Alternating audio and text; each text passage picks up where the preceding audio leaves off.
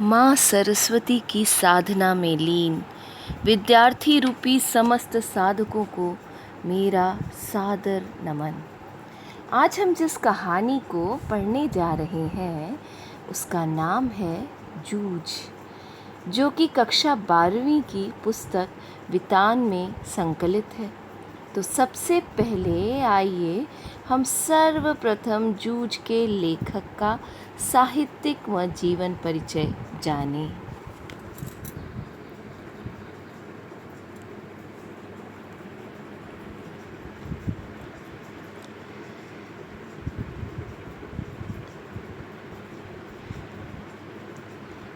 ये चित्र जो आपकी स्क्रीन पे दिखाई दे रहा है, ये जूझ के रचनाकार आनंद रतन यादव जी का है।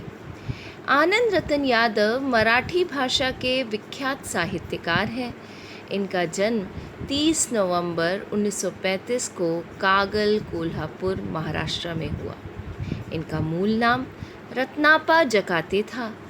प्राथमिक शिक्षा कोल्हापुर के एक स्थानीय स्कूल में हुई।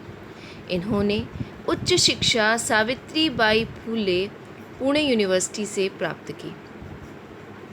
मराठी एवं संस्कृत साहित्य में स्नातकोत्तर डॉक्टर आनंद यादव पुणे विश्वविद्यालय में मराठी विभाग में कार्यरत थे। इनकी अब तक 25 पुस्तकें प्रकाशित हो चुकी हैं।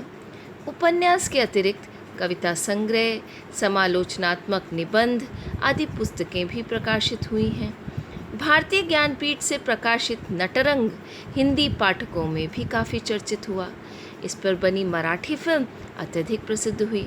मराठी में लिखे आत्मकथात्मक उपन्यास झोंबी के लिए सन 1990 में साहित्य अकादमी पुरस्कार से इन्हें सम्मानित किया गया। इसका हिंदी अनुवाद जूझ नाम से श्री केशव प्रथम वीर द्वारा हुआ। पाठ जूझ इसी उपन्यास से लिया गया अंश है। इनका निधन 27 नवंबर सन 2016 को पुणे, महाराष्ट्र में हुआ। ये जो चित्र आप देख रहे हैं, ये इनकी मराठी में लिखी हुई पुस्तक है झोंबी, उसका चित्र है। नीचे इनका नाम भी देख सकते हैं, आनंद यादव। आप देख सकते हैं, अगर हम इस चित्र को देखें तो किस तरह से अंधेरे में एक छोटा सा आलना, उसमें दो एक किताबें रखी हुई हैं और एक छोटा सा, जिसे हम कह सकते हैं कि एक काम चलाऊ डिबरी सी दीपक सा जल रहा है, जो कि पाठ के या जो कि पुस्तक के नाम जूझ को सार्थक करता है कि कभी कभी कुछ लोगों के लिए विद्यार्जन करना कितना संघर्ष भरा होता है, ये इस चित्र द्वारा परिलक्षित होता है। सच हम नहीं, सच तुम नहीं, सच है महज संघर्ष ही। संघर्ष से हटकर जिए तो क्या जिए हम क्या कि तुम। जो नत हुआ वह मृत हुआ, जो वृंत से झरकर कुसुम। जिंदगी संघर्ष का नाम है और व्यक्ति को निरंतर आगे बढ़ने के लिए संघर्ष के रास्ते का चयन करना ही पड़ता है। तो चलिए थोड़ा सा हम पाठ परिचय प्राप्त करें। जूझ पाठ मराठी के सुविख्यात कथाकार आनंद रतन यादव द्वारा रचित है। ये आत्मकथात्मक उपन्यास जूझ से उद्धृत अंश है जिसे हम पढ़ते हैं, जिसका लेखन मूलतः मराठी में झोंबी नाम से हुआ था। आनंद रतन यादव जी को इस उपन्यास के लिए साहित्य अकादमी पुरस्कार 1990 में सम्मानित किया गया। यह कृति एक किशोर द्वारा भोगे गए ग्रामीण जीवन के खुरदरे यथार्थ और आंचलिक परिवेश की जीवंत गाथा है, जिसके नायक स्वयं डॉक्टर आनंद यादव या आनंदा है। यानी ये कहानी किसी और की नहीं, स्वयं डॉक्टर आनंद यादव की है, जिन्हें बचपन में आनंदा के नाम से जाना जाता था। अब हम इसकी कथा वस्तु में प्रवेश करेंगे। आनंदा को पढ़ना बहुत पसंद है। उसका मन पाठशाला जाने के लिए तड़पता है। परंतु ये बात वह अपने पिता, जिन्हें वह दादा कहता है, से नहीं कह सकता। उसे भय है कि पिता हड्डी पसली एक कर देंगे। वह चाहता है कि कोई पिता को समझा दे। उसे विश्वास है कि खेती उन्हें गड्ढे में ढकेल रही है। अगर वह पढ़ जाएगा तो नौकरी लग जाएगी, 4 पैसे हाथ में रहेंगे और कुछ काम धंधा कर सकेगा। दादा खेत में बहुत काम करवाते थे। वे अन्य कृषकों की अपेक्षा गुड़ बनाने का काम थोड़ा जल्दी शुरू करवाते, ताकि बाज़ार में बहुतायत में गुड़ आने से पूर्व उनके द्वारा बनाया जाने वाला तीसरे नंबर का गुड़, जो कि कम गुणवत्ता वाला होता था, कि अच्छे दाम वे वसूल कर सकें। यद्यपि थोड़ा इंतज़ार करने पर ईख के रस में पानी की मात्रा कम होती और रस और गाढ़ा हो जाता और ज़्यादा गुड़ निकलता, पर दादा के लिए तो अधिक गुड़ से ज़्यादा अधिक दाम का महत्व था। अतः गुड़ बनाने का काम जल्दी शुरू हुआ और जल्दी ही समाप्त हो गया। एक दिन जब माँ कंडे थाप रही थी और लेखक बाल्टी में पानी भर भर कर उसे दे रहा था, उसने अवसर पाकर माँ से पाठशाला जाने की बात कही। माँ जानती थी कि पिता से पढ़ाई की बात करने पर वह क्रोधित हो जाएंगे। आनंदा ने कहा, आप दत्ताजी राव सरकार को समझाओ, वह पिता को समझा देंगे। माँ तैयार हो गई। रात को आनंदा और उसकी माँ दत्ताजी राव के घर गए, जहाँ माँ ने दत्ताजी को सब कुछ कह दिया कि स्वयं गांव भर आज़ादी से घूमने के लिए पिता ने आनंदा का पढ़ना बंद करवा दिया है और उसे खेती में जोत दिया है। बात सुनते ही दत्ताजी राव चिढ़ गए और उन्होंने आश्वासन दिया कि वह पिता से बात करेंगे। जाते जाते लेखक ने यह भी कह दिया कि परीक्षा निकट है, अगर अभी भी वह कक्षा में जाकर बैठ जाए तो 2 महीने में 5वीं की सारी तैयारी हो जाएगी और उसका वर्ष बेकार जाने से बच जाएगा। दत्ताजी ने कहा, जब पिता घर पर आए तो उन्हें उनके पास भेज दें।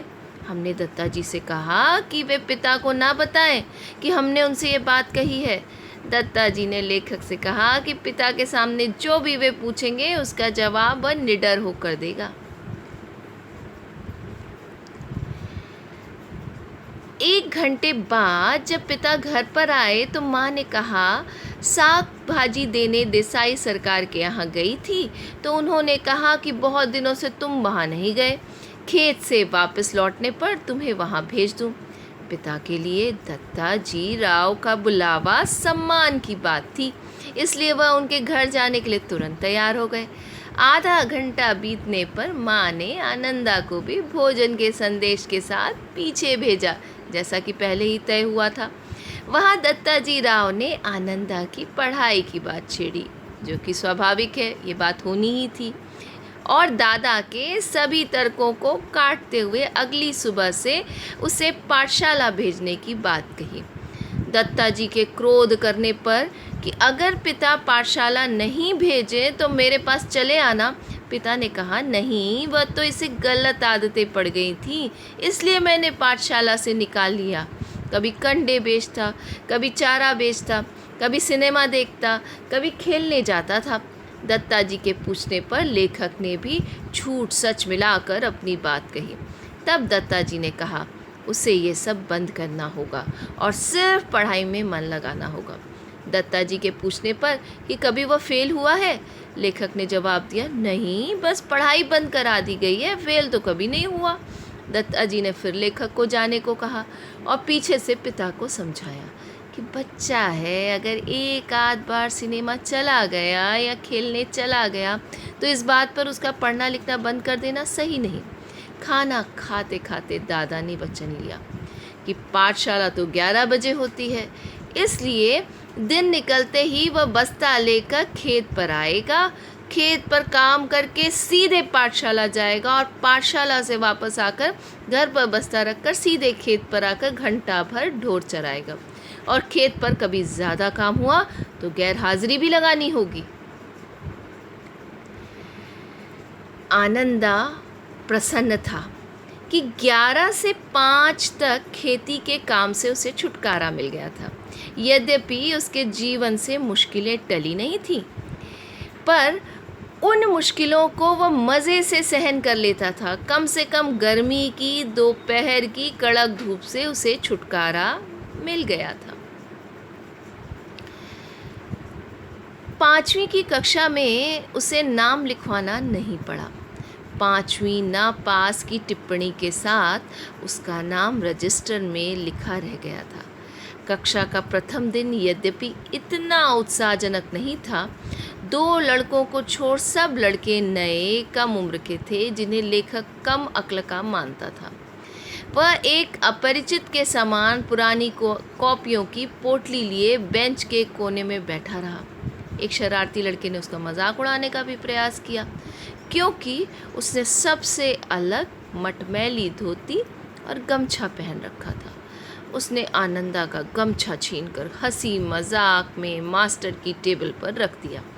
मास्टर आए तो गमछा देकर वहाँ रखने का कारण पूछा और उस शरारती लड़के को डांटकर आनंदा से थोड़ी पूछताछ की।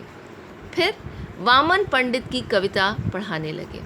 मध्यावकाश में 2 बार उस लड़के ने आनंदा की धोती की कांच खींचने की कोशिश की, पर लेखक दीवार की तरफ पीठ कर जो बैठा तो उठा ही नहीं। लेखक को लगा जैसे वह खुले में रखा कौवे का बच्चा है जिस पर सभी कौवे चोंच मार रहे हैं। आनंदा को लगा इस तरह तो पाठशाला में पढ़ना मुश्किल है। जिन 2 लड़कों को वह जानता है वह इतने कमज़ोर हैं कि उसकी क्या सहायता करेंगे। आज उसे अपनी पाठशाला पराई लग रही थी, परंतु अगले दिन वह पुनः पाठशाला गया। माँ के पीछे पड़कर उसने अपना परिधान भी सुधार लिया था। गणित के मास्टर अनुशासन प्रिय थे, सब उनसे डरते थे। पढ़ने वाले बच्चों को शाबाशी देते थे तो शरारती बच्चे को ठोक भी देते थे। लड़के अब घर से पढ़कर आने लगे। कक्षा में वसंत पाटिल नामक लड़का बड़ा ही कुशाग्र था। कक्षा में उसका बहुत सम्मान था। वह दूसरों के सवालों की जांच करता था। मास्टर जी ने उसे मॉनिटर बना दिया था।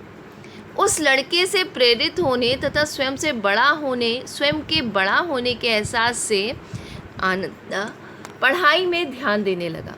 किताबों पर अखबारी कागज़ चढ़ा दिए, बस्ता व्यवस्थित रखने लगा। वसंत की तरह उसे भी शाबाशी मिलने लगी।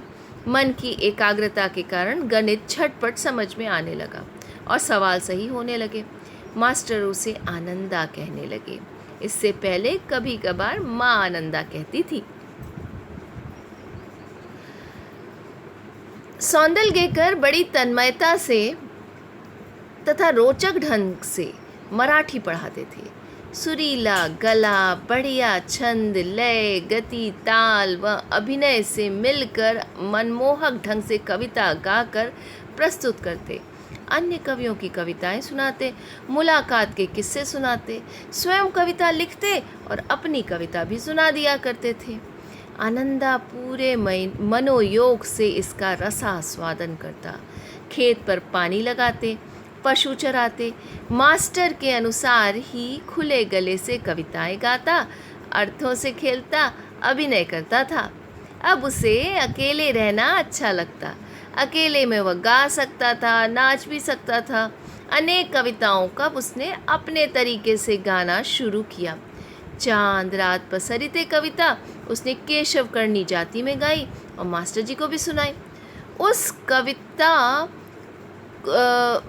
को मास्टर जी ने अन्य कक्षाओं में सुनाने को कहा, जिससे आनंदा के आत्मबल में अभूतपूर्व वृद्धि हुई। पाठशाला के एक समारोह में भी उसने गाया। अब लेखक को कवि काल्पनिक नहीं बल्कि सच के आदमी लगने लगे थे। मास्टर द्वारा बेल पर कविता लिखने पर आनंदा ने भी भैंस चराते चराते फसलों, जंगली फूलों पर तुकबंदी शुरू कर दी। पेंसिल और कागज़ अपने पास रखने लगा। कागज़ ना होने पर लकड़ी के छोटे टुकड़े से भैंस की पीठ पर रेखा खींचकर पत्थर या कंकड़ से लिख लेता। जब याद हो जाती तो पोंछ देता। कभी कभी कविता दिखाने मास्टर के घर रात में ही चला जाता। वह उससे देखते और शाबाशी देखते। मास्टर उससे कवि की भाषा, संस्कृत भाषा, छंद की पहचान, लय, क्रम, अलंकारों आदि के बारे में बताते। कवि के लिए शुद्ध लेखन के महत्व को समझाते। आनंदा को उनसे बहुत आत्मीयता हो गई थी। वे लेखक को कई पुस्तकें देते, कई कविता संग्रह देते, उसे प्रेरित करते। इस सब में न केवल लेखक की मराठी सुधरने लगी, बल्कि वह अलंकार, छंद, लय को बारीकी से देखने लगा। शब्दों का ऐसा नशा चढ़ने लगा कि उसे लगता कि उसके मन में कोई मधुर बाजा बज रहा है।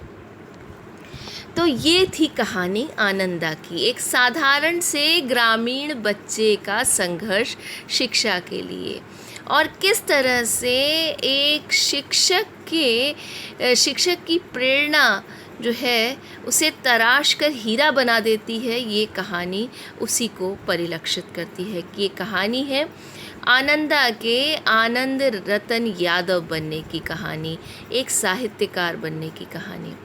आइए हम पहले इस कहानी में आए क्लिष्ट शब्दों को देखते हैं और उनके अर्थ जानने का प्रयास करते हैं। ईख, पहला शब्द जो मुश्किल आता है वो हम देखते हैं कि ईख आता है। ईख का अर्थ है गन्ना। बरहैला, बरहैला का अर्थ होता है जंगली या बनैला। लुगाई, लुगाई का अर्थ है पत्नी। खीसा, खीसा का अर्थ है थैला या जेब। आरोह, आरोह का अर्थ होता है ऊपर की ओर बढ़ना। अवरोह, अवरोह का अर्थ होता है नीचे की ओर आना। यति, काव्य में रुकने का स्थान। गति, छंद को लय में पढ़ना। इस पाठ के अगर हम मुख्य बिंदुओं की तरफ ध्यान दें तो पहला बिंदु तो यही है कि ये कहानी आनंदा, जो कि एक ग्रामीण किशोर है, उसके शिक्षा के लिए संघर्ष की जीवंत गाथा है। किस तरह से पाठशाला जाने की ललक जो है उसे प्रेरित करती है कि वह परिस्थितियों को अपने अनुकूल बनाए, पिता को मनाए, जो कि वो स्वयं नहीं करता, दत्ताजी राव द्वारा करवाता है, और विद्यालय जाने लगे। यद्यपि विद्यालय में भी उसका सफ़र कोई बहुत ही आनंददायक नहीं। विद्यालय जाता है तो पहले उसे बच्चों की प्रताड़ना का शिकार होना पड़ता है, और साथ ही एक अनजानापन, एक परायापन भी वो महसूस करता है। पर पढ़ाई की ललक, पढ़ाई की चाह, पढ़ने की चाह, पढ़ने का ऐसा गज़ब का शौक़ आनंदा के यहाँ अंदर है कि आनंदा इन बातों से घबराता नहीं है और वो पाठशाला जाना जारी रखता है। दूसरी चीज़ जो हम इस पाठ के अंदर देखते हैं, जो कि इसका मुख्य बिंदु है, वो है ग्रामीण परिवेश की झलक। किस तरह से गांव देहातों में बच्चे जो हैं पढ़ने जाते हैं और साथ में खेतों में काम करते हैं, और किस तरह से ईख की फसल होती है और गुड़ बनाने का काम होता है, जंगली फल फूल फसलों की बात होती है, मालती बेल की बात होती है। तो ये सब जो है ग्रामीण जो माहौल है, जो कि शहरी माहौल से बिल्कुल भिन्न होता है, उसको भी ये कहानी हमारे सामने एक उसकी झांकी प्रस्तुत करती है। दूसरा जो तीसरा हमारा जो मुख्य बिंदु है वह है शिक्षा का शिक्षार्थी के व्यक्तित्व पर प्रभाव। यहाँ हम देखते हैं कि किस तरह से मास्टर सौंदलगेकर का प्रभाव आनंदा पर पड़ा।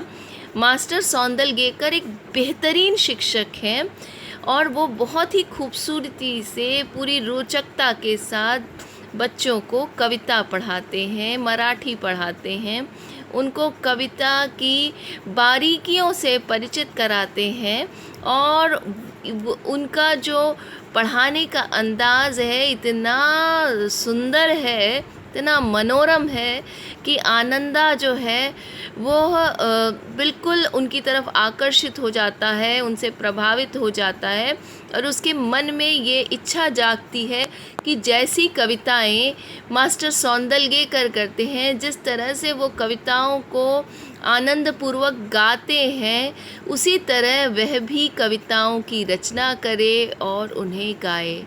और जिसका प्रभाव हम देखते हैं कि वे खेतों पर भैंस चराते, काम करते गीत गाता है, अभिनय करता है और बाद में अपनी जो उसकी अपनी स्वाभाविकता है उसके साथ भी वह कविताओं को गाने लगता है। पहले वो मास्टर सौंदलगेकर की नकल करता है, लेकिन बाद में अपने ही तरीके से वो कविताओं को सुरताल देने लगता है।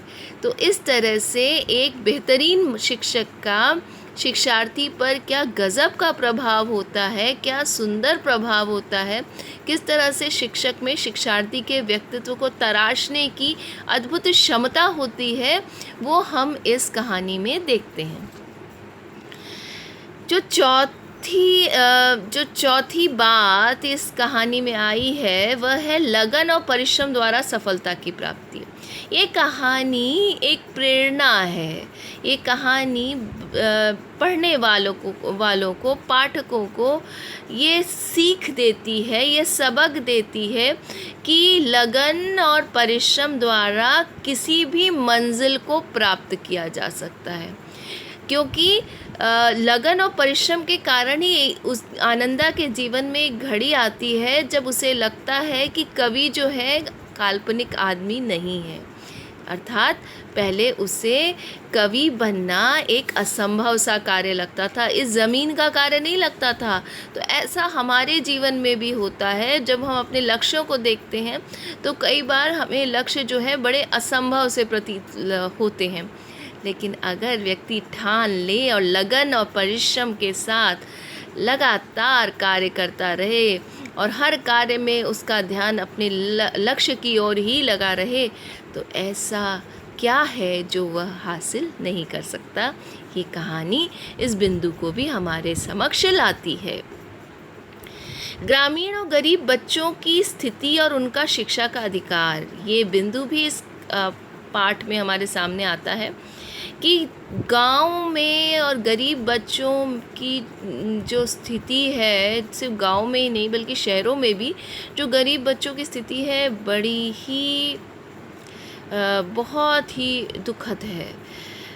कई बार बच्चों को पढ़ने नहीं दिया जाता, उनके अंदर उनका व्यक्तित्व अनेक गुणों से संपन्न होता है, पर उन्हें अपने उन गुणों को तराशने का मौका ही नहीं मिलता। उन्हें विद्यालय से महरूम रखा जाता है, उन्हें पढ़ने जाने नहीं दिया जाता। या फिर अगर गांव में ये स्थिति है कि अगर वह जाते भी हैं तो उन्हें साथ साथ खेतों में काम करना पड़ता है, पशुओं को चराना पड़ता है, यानी वो एकाग्र रूप से पूरे समय अपनी पढ़ाई को नहीं दे पाते। तो ये भी एक स्थिति है। फिर कुछ बच्चे ऐसे भी हैं जिनके माता पिता ही जो है उन्हें पढ़ाई से रोकते हैं, उन्हें काम पर लगाते हैं। तो इस तरह की जो परेशानियां गरीब या ग्रामीण बच्चों के जीवन में होती है, जैसे कि हम शहरों में भी कई बच्चों को देखते हैं कि वो जो है कूड़ा करकट में से कबाड़ बीनने का काम करते हैं। जब उन्हें पढ़ने जाना चाहिए तो वो जो है वो इन सब कामों में लगे होते हैं। तो ये जो एक दर्द है बच्चों का, गरीब बच्चों का जो दर्द है, और कहीं ना कहीं वो बाल मजदूरी की भी बात आ जाती है, तो वो भी इस कहानी में दिखाई देती है। उनका दुख, उनका दर्द भी हमारे सामने आता है और हमें कहीं ना कहीं इस बात के लिए चिताता है कि वास्तव में शिक्षा बच्चों का अधिकार है और वह उन्हें हर हालत में मिलना ही चाहिए। हर बच्चे को, चाहे वह किसी भी आर्थिक परिस्थिति का हो, उसे पढ़ाई का अवसर, पढ़ाई का मौका तो मिलना ही चाहिए। इसके बाद जो मुख्य बिंदु इस पाठ में आता है वह है आनंदा के व्यक्तित्व की विशेषताएं। अगर हम आनंदा के व्यक्तित्व को देखें तो हम ये पाते हैं कि वह लड़का जो सबसे पहली बात हमें आनंदा के व्यक्तित्व में नज़र आती है वो है कि वह संघर्षशील है, जो कि पाठ के नाम को चरितार्थ भी करता है। उसका ये गुण जो है वह इस पाठ के नाम को सार्थक भी बनाता है।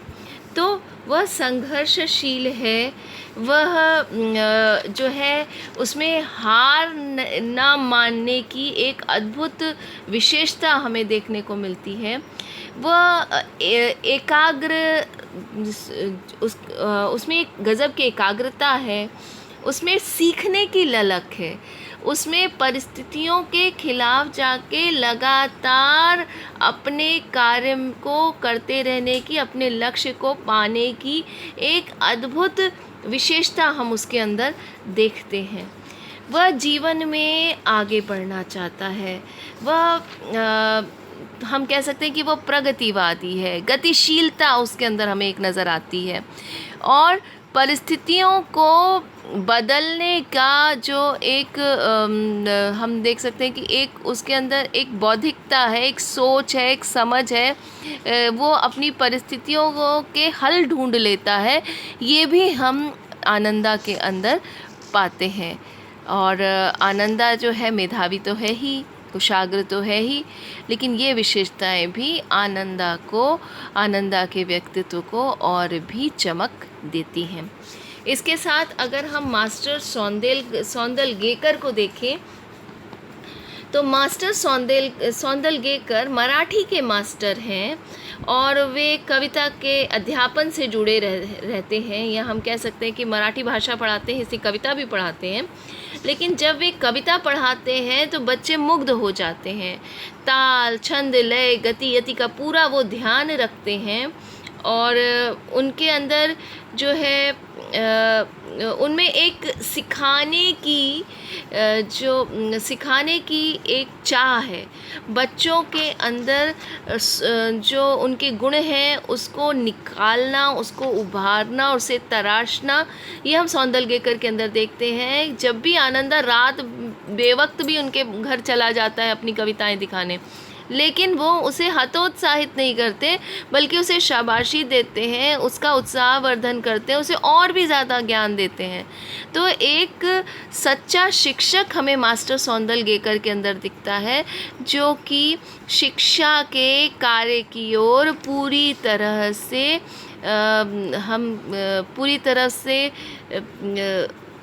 अपने आप को न्यौछावर कर रहा है, पूरी तरह से लगा हुआ है। ऐसा शिक्षक हम उसके अंदर देखते हैं। और इसके अलावा अगर हम मास्टर जी को देखें तो मास्टर जी जो हैं वो जो है बड़े ही जिंदा दिल और जीवंत भी नज़र आते हैं। बड़ी जीवंतता हमें उनके अंदर नज़र आती है। उनके कोई व्यक्ति, उनका व्यक्तित्व ही इतना प्रभावशाली है कि बच्चे जो हैं उनकी कहानियाँ, उनके संस्मरण सुनकर अभिभूत हुए बिना नहीं रह सकते। इसके अलावा हम जो एक और बिंदु इस पाठ के अंदर निकल कर आया है वह है काव्य का चमत्कारी प्रभाव। अगर हम इस पाठ को देखें तो इसमें एक चीज़ जो दबी छिपी से निकलती है वो ये है कि कविता जो है वो उसमें कितनी अद्भुत ताकत होती है, कितना सामर्थ्य होता है कविता के अंदर। और जो है वह एक व्यक्ति को अपने आकर्षण में किस तरह बांधती है, ये भी हमें जो है इस पाठ में देखने को मिलता है। तो कविता का जो चमत्कारी प्रभाव होता है, वो जो एक चमत्कारी संसार की सृष्टि करती है, और वो एक रस के सागर की जो सृष्टि करती है, जिसमें रसपान करने वाला जो है वो पूरे आनंद के साथ डूबता चला जाता है, उसका भी यहाँ पर जो है हमें जो उसकी भी ये विशेषता हमें यहाँ पर देखने को मिलती है। उसके बाद जूझ शीर्षक की सार्थकता बिल्कुल हम देख सकते हैं कि ये जो पाठ है जूझ, इसका जो नाम है जूझ, ये पूर्णतः सार्थक है, क्योंकि ये कहानी ही आनंदा के शिक्षा को के संघर्ष को लेकर है। एक तरफ आसपास की विपरीत परिस्थितियां हैं, उसके घर का और उसके आसपास का माहौल है, उसकी जो घर की गरीबी है वो उसको अनेक कामों में लगने को मजबूर करती है, खेत में काम करने के लिए मजबूर करती है, गुड़ बनाने के लिए मजबूर करती है, ढोर चराने के लिए मजबूर करती है। ठीक है, तो दूसरी ओर वह और पिता हैं जो उसे पढ़ाना नहीं चाहते, पर फिर वो जब विद्यालय जाता है तो बच्चों का विरोध झेलना पड़ता है, वो और बच्चों से पीछे है पढ़ाई में। तो ये सारी विपरीतताओं को पार करते हुए आनंदा जो है वह निरंतर पढ़ाई में लगा रहता है और फिर उसे शाबाशी मिलनी शुरू हो जाती है।